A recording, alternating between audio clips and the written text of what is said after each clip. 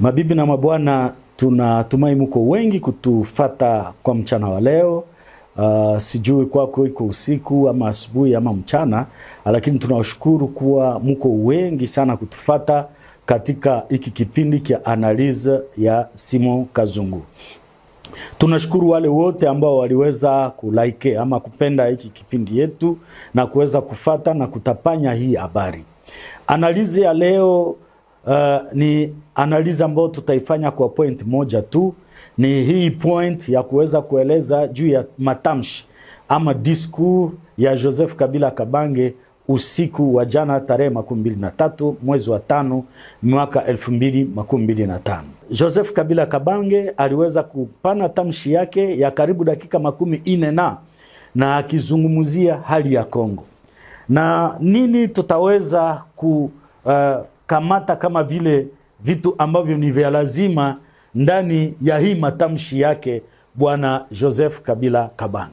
Kitu ya kwanza tunaweza kutambua ya kwamba inawezekana hii kuweza kumuondoa mamlaka, kuweza kumtoa kingo lake ndani ya seneti, ndio inapandisha maneno aweze kusema anaweza kuzungumuza na taifa.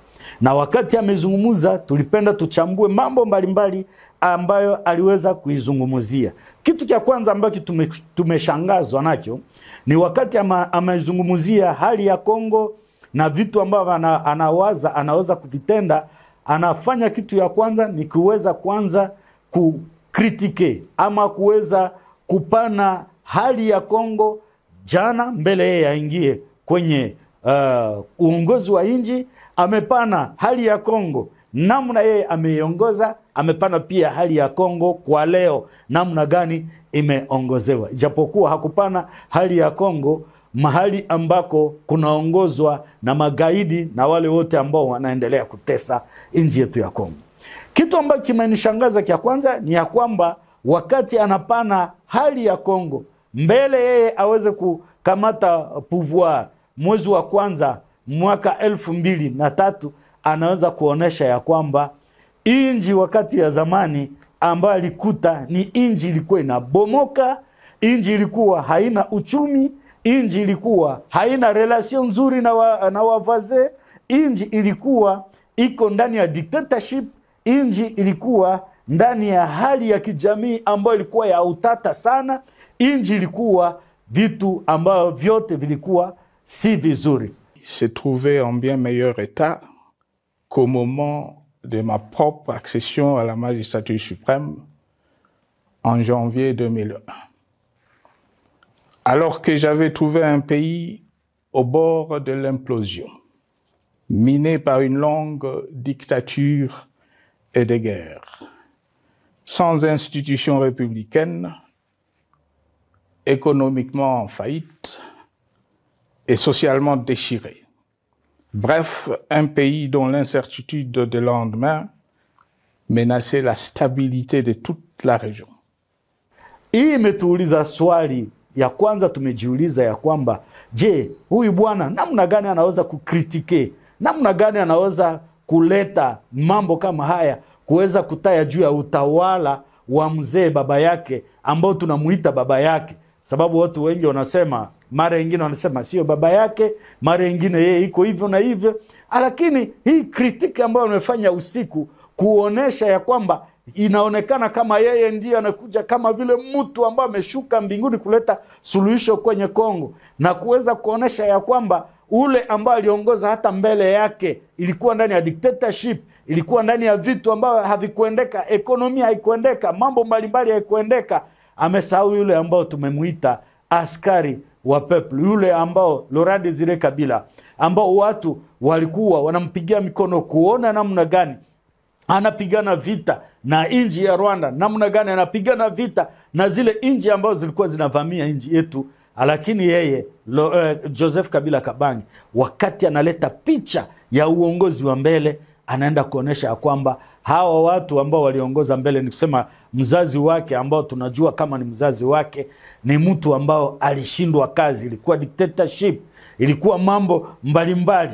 Hii ni kitu ya kwanza ambayo iliweza kuatire attention yetu, na tunasema huyu bwana wanazoea kusema ya kwamba iko parmi watu ambao waliweza kumuua Laurent Desire Kabila. Hii mambo ambayo anasema, je, watu hawezi kuikompare na kuweza kusema huyu mtu inaonekana hakika yeye iko katika wale ambao waliweza kumuua huyu mzee?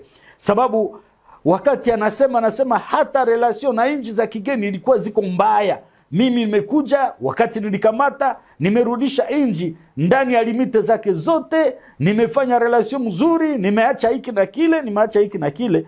Lakini tungejua ya kwamba mabibi na mabwana, sisi wote tuko ndani ya nchi ya Kongo. Tumeona miaka 18 ambayo Kabila aliweza kuongoza nchi yetu ya Kongo. Amepresente uongozi wa Laurent Desire Kabila kama vile uongozi ambao ulishindikana. Anapresente pia uongozi wa sasa kama vile uongozi ambao umeshindwa kabisa. Ameonesha ya kwamba mambo yote hayaendeke. Tableau kama vile Wafaransa wanasema, amefanya ubao mweusi kabisa ndani ya vyote ambao viko vinatendeka leo na ndani ya uongozi ya Felix Antoine Tshisekedi Chilombo. Ijapokuwa hakuweza kumtaya kwa jina, alikuwa anasema tu uongozi wa sasa, le gouvernement présent. Halikuwa hawezi kumtaya kwa sasa. Alafu pia sema ndani ya hii matamshi yake ya usiku, anasema ya kwamba wale Waswahili wako atake, Waswahili atakuja kama vile mtu wa kuleta suluhisho, Waswahili wasiweze kuwa atake. Lakini sisi tunakumbuka ya kwamba katika uongozi wake, kama watu waliweza kuteseka wengine, Waswahili pia wako ndani.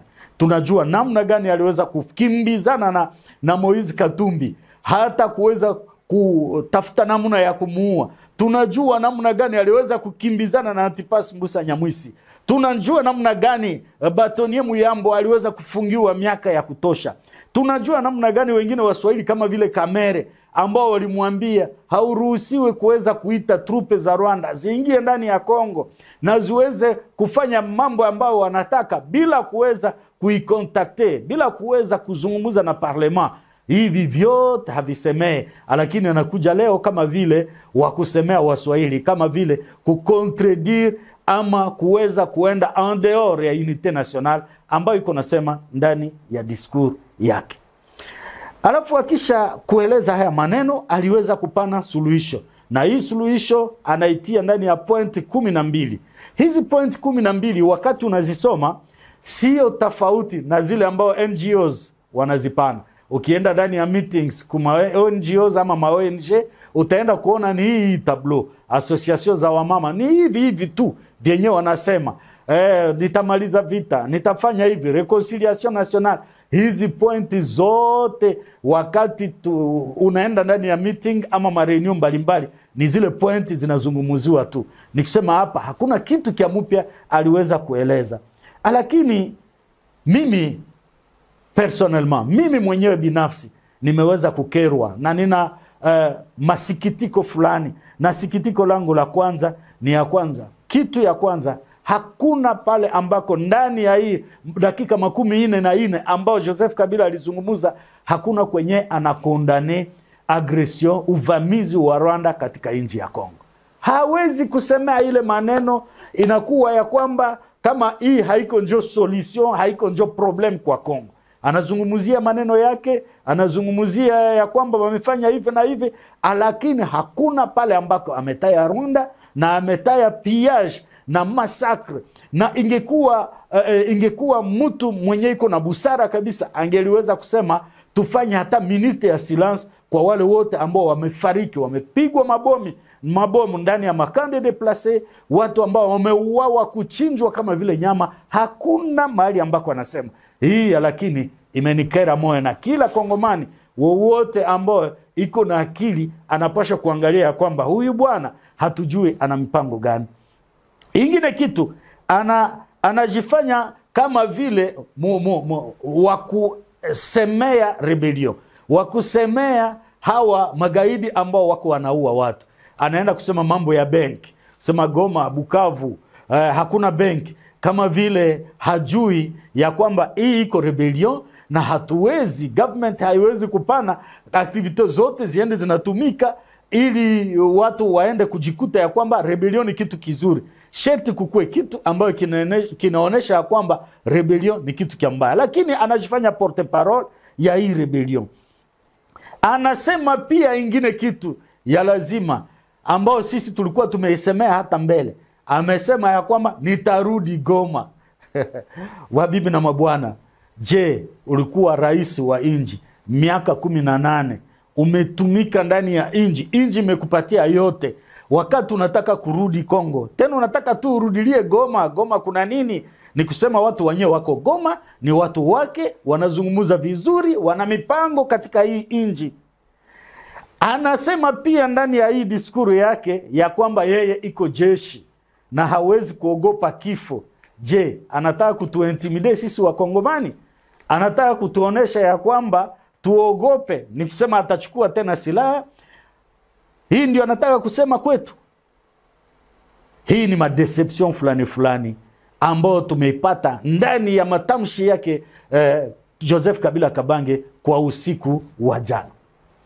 Sasa mimi naenda nikiwaza na kusema, ingekuwa mimi ndio Joseph Kabila Kabange na ninapenda kabisa ya kwamba inji ya kwetu niweze kuisaidia, kitu kia kwanza ningeweza kuanonse ndani ya hii matamshi, ndani ya discours, ningesema ya kwamba ninataka kurudi Kongo na nitafika Kinshasa, watu waje wanipokee. Pale tungijua ya kwamba huyu ni mwanaume. Na wale ambao wamenichongea kusema mimi niko adui, mimi nimepana silaha, mimi nimefanya hiki na kile, mimi niko tayari kurudi Kinshasa. Nitakuja, nitaweza kusamba ipita hata kwenye television na niweze kuonesha ya kwamba ni uongo ya uongozi wa leo. Hii ndio mimi nilikuwa najingojelea yako. Na angisema hii maneno, sisi wote tungeenda kwenye airport kuenda kumchunga na kuenda kusema ya kwamba hakika tutasikiliza kama atasema nini. Ingekuwa mimi ndio Joseph Kabila Kabange, ningeliweza pia kuomba msamaha kwa Kongomani. Ningeomba msamaha kwa Kongomani kwa ajili gani? Sababu yeye Joseph Kabila Kabange anajua namna gani aliweza kuua wadisiple wa Budu dia Kongo. Watu miaka 18 ambao walifanya, tunajua ya kwamba aliua wadisiple wa Budu dia Kongo. Tunajua ya kwamba aliweza kuua vijana wengi Kananga, Nganza, ndani ya Kasai, apre fenomene kama na Sapu. Hata wazungu ambao walipenda waende kuangalia, kudokumente hii, Michael Sharp na Zaida Catalan ambao ninamjua vizuri sana, aliweza kuwaua hawa watu waweze kufariki Kasai na mtu asiseme, mtu asiweze kuwapigania. Watu walizikwa, watu walikuwa kama vile makundi ndani ya mji ya Kananga. Hasa vijana wa Nganza waliweza kufariki sana. Joseph Kabila aliweza kumasakre hawa watu, na hakuna siku ataweza kusema ninaomba msamaha sababu niliua pia watu.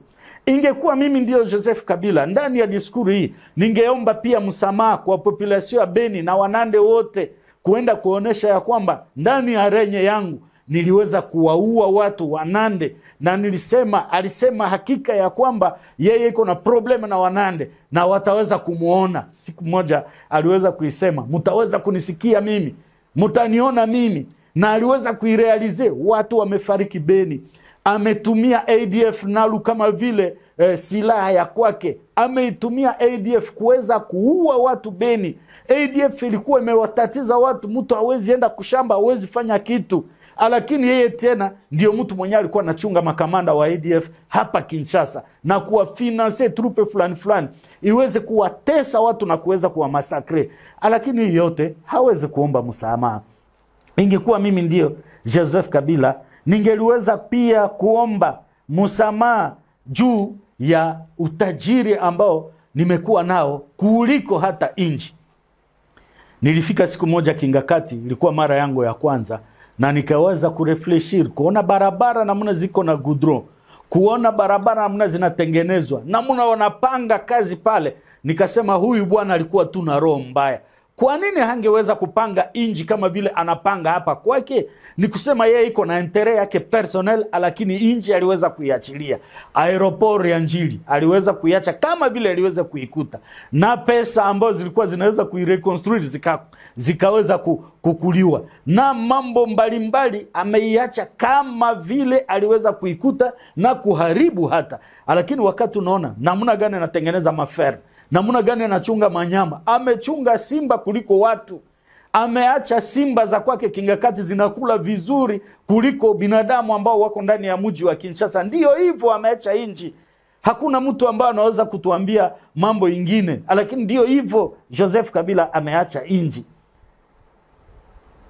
Ametumia, angeliweza kuomba pia msamaha, kuweza kutumia wa mercenaire wa M23 kuwatoa katika camp ambao walikuwa ndani yake Uganda na Rwanda, kuwaleta Kinshasa kupiga watu mabomu katika makanisa, kuweza kuwaua watu na kuweza kuekraze watu ndani ya makanisa, kuingia hata ndani ya makanisa.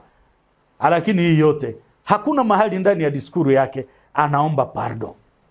Sasa tutasema nini, mabibi na mabwana? Kitu ambacho tunaweza kusema ni ya kwamba Joseph Kabila ana mpango katika hii vita. Anaonesha ya kwamba atarudi Goma, anaonesha ya kwamba yeye kwa askari. Ni kusema anataka kuonesha ya kwamba anataka kupigana vita. Ametengeneza kwake, ametengeneza mali yake, ijapokuwa tunajua alikuja namna gani, lakini hakuweza kutengeneza inji. Wale watu wa Beni, wale watu wa Butembo wanajua ya kwamba mara 5 alipanda kwenye trakta na kusema anataka kuweka goudron kwenye barabara Beni Kasindi, lakini miaka 18 alikuwa hawezi kufanya hii. Ingine siku alikuwa analalamika, nasikia mnasema kura Beni, lakini kura ile hakuiacha. Kurenya alileta ni ya watu ambao walikuja tena kutesa watu, kuomba pesa za kuweza kulipa makonteur na vitu vifuatayo.